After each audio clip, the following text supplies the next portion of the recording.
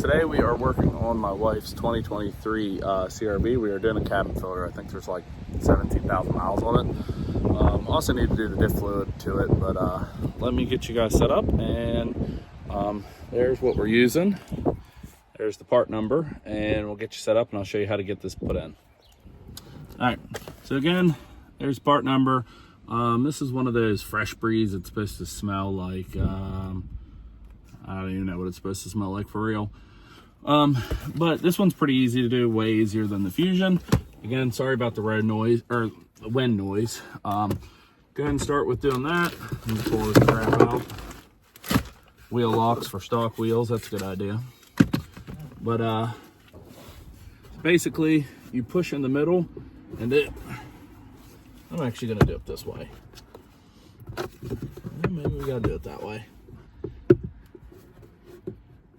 There you go. And then over here on the left side, there's a little latch. You just push it down. This is for the, I don't know if I can get it. There you go.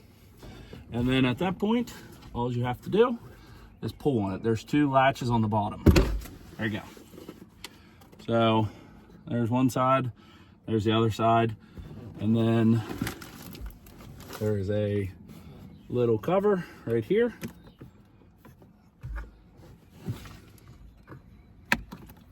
It just pops off. So let me see. Looks like airflow is pointing down. Let me go ahead and pull it out. Like I said, this is the original one, so we'll see how bad it is.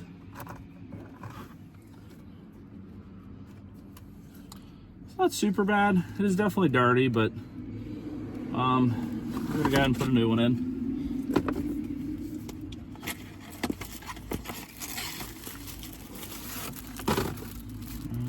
Airflow is pointing down. Let me peel the plastic off, and then we'll go ahead and reassemble. Like I said, this is super easy video. You should be doing this like every, where's it? Airflow is pointing down.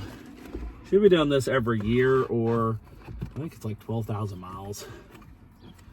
But make sure. Okay.